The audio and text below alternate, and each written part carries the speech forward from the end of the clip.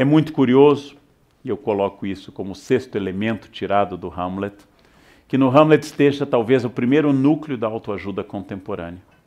Polônio, o homem vazio, Polônio, o homem da retórica, Polônio, o homem em que ninguém suportava seu jeito empolado. Polônio dá ao filho os conselhos mais sábios, práticos e diretos para a felicidade.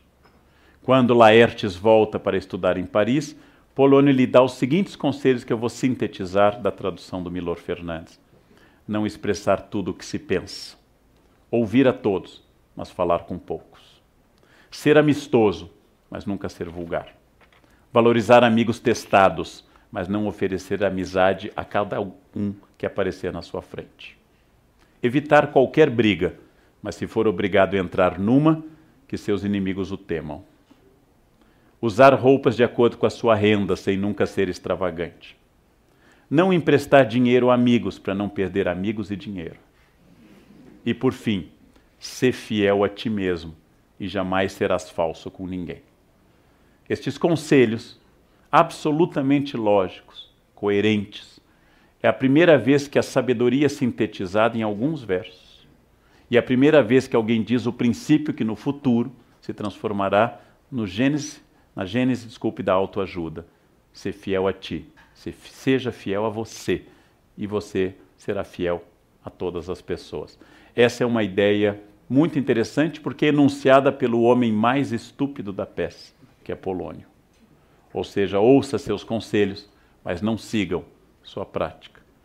Ofélia tinha acabado de dizer ao irmão algo parecido. Quando o irmão lhe aconselha virtude, ela diz, mas não seja como alguns pastores, que aconselham virtudes aos fiéis, mas seguem outro caminho.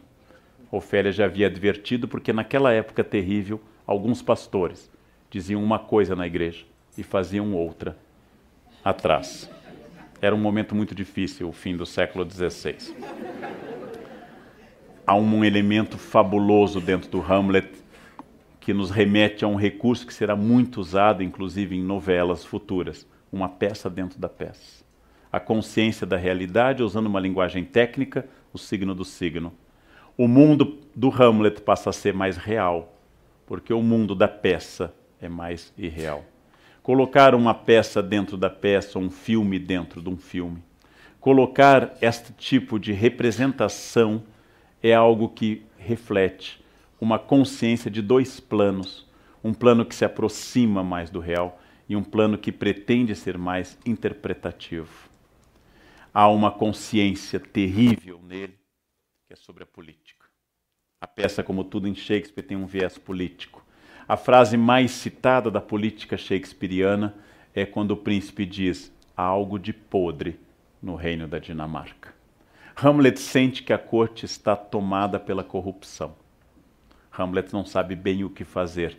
Hamlet não pode se apoiar no tio, não pode se apoiar na mãe, não sente firmeza em Polônio, e são mandados a eles dois amigos, que são, na verdade, alcaguetes, Rosencrantz e o Guildenstern. Hamlet tem que dizer: há algo de podre no reino da Dinamarca. Diz o grande Harold Bloom, dos maiores especialistas em Shakespeare, nos seus 2 livros sobre o Hamlet. Um capítulo do livro Shakespeare e a Invenção do Humano, e outro que é um livro inteiro dedicado ao Hamlet, que é Hamlet, Poema Ilimitado, um trecho citado do Polônio. Diz Harold Bloom, foi a consciência que o envelheceu, a consciência catastrófica da mazela espiritual que assola o mundo, que ele internalizou e que não quer ser chamado a curar, tão somente porque a verdadeira causa de sua versatilidade é o impulso rumo à liberdade. Faz séculos, os críticos concordam que o maior apelo do Hamlet é o paradoxo. Nenhum outro personagem da alta tragédia parece tão livre, mas o mal de Elsinore é o mal de todo tempo e lugar. Todo estado tem algo de podre, e os que têm sensibilidade semelhante à de Hamlet, cedo ou tarde vão se rebelar.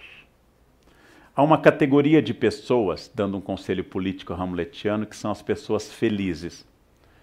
Essas pessoas felizes no Brasil seriam aquelas que acreditam profundamente, muitas pessoas acreditam, que a corrupção está a cargo de um partido.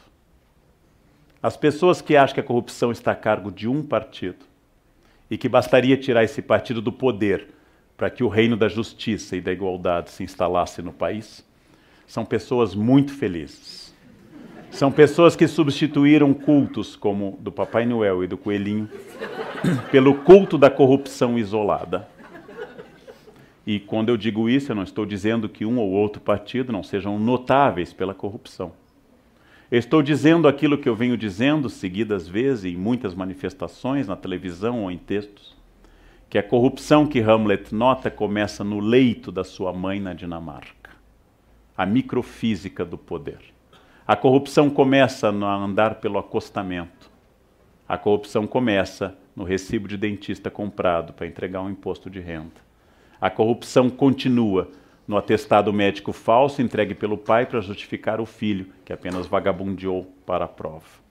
A corrupção continua com o colega, que na aula de ética política e filosofia assina a lista pelo colega, estudando Spinoza e a sua ética. A corrupção continua em todos os lugares, e apenas numa ponta do iceberg, como o último elemento da corrupção, ela chega a um partido, a um governo e a um poder. Se a corrupção fosse de um grupo, eu seria uma pessoa profundamente feliz. Rejeitaria Hamlet, adotaria Paulo Coelho. Seria uma pessoa absolutamente tranquila, porque a partir deste momento eu teria consciência que eliminando aquelas pessoas que são do mal, eu estaria livre. Hamlet, na sua consciência, vai percebendo que o mal vai por todos os lados, inclusive nele. E a consciência, como ele diz no seu mais famoso monólogo, Hamlet é responsável por quase metade das falas da peça. No seu mais famoso monólogo, ele vai dizer: a consciência nos torna covardes. Porque quanto mais eu envelheço, e Hamlet envelhece muito nos atos finais, é um dos mistérios da peça, Hamlet dá um salto cronológico. Quanto mais eu envelheço, mas eu tenho medo. Quanto mais eu tenho medo, mais eu vou tendo consciência do mundo. Eu comentei um dia numa aula que, diante de uma piscina nova numa casa em Florianópolis, eu desci como desce uma pessoa na minha idade. Primeiro botei a ponta do pé para ver a temperatura da água. Depois, segurando na escada com uma firmeza notável, fui afundando aos poucos, sem saber a profundidade da piscina, ou se eu passaria mal, ou se eu poderia estar. E finalmente, aos pouquinhos, e molhando o Chile, os Países Baixos, as áreas europeias, eu fui afundando na piscina. Meu sobrinho de 18 anos se atirou na piscina. Ele tem 18, eu tenho 52. A consciência nos torna covardes. Eu jamais vou hoje a qualquer lugar sem reserva de hotel, planilha Excel, com tudo anotado.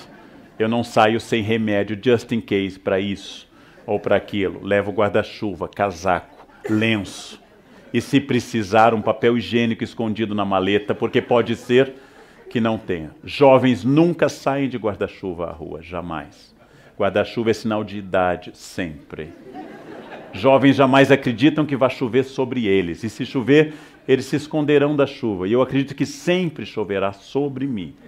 Naquele momento, a consciência nos torna covardes. Eu levo óculos extra, eu levo guarda-chuvas, eu levo casacos. Quanto mais eu envelheço, maior fica a necessaire dos remédios em particular. O que significa isso? Eu percebo que a vida tem riscos e que a ignorância é uma bênção. Ou seja, quanto menos eu soubesse dos riscos do mundo, melhor eu faria. E o que fazer com essa consciência?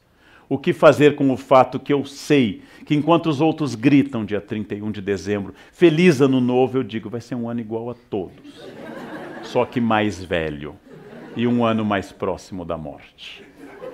E como dizer isso sem estragar a festa dos outros, né?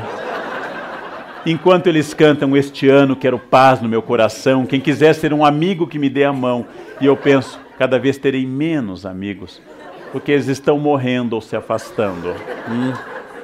Porque a ignorância é uma bênção. É uma bênção profunda. Ou seja, todo Estado tem algo de podre. E quando eu sei que a mudança de um governo não é a mudança de uma estrutura, eu não vou ter a expectativa, a alegria daquela nova posse no dia 1º de janeiro com o novo partido que vai restaurar a ética num país, enfim, transformado. E quando alguém me diz, na ditadura militar era melhor, eu digo, era uma beleza. Era uma beleza. Eu lembro dessa beleza, deste paraíso que era. Né? Ai, Dom Pedro II era ético. Então eu listo 10 escândalos do Segundo Império para as pessoas. A consciência é um peso.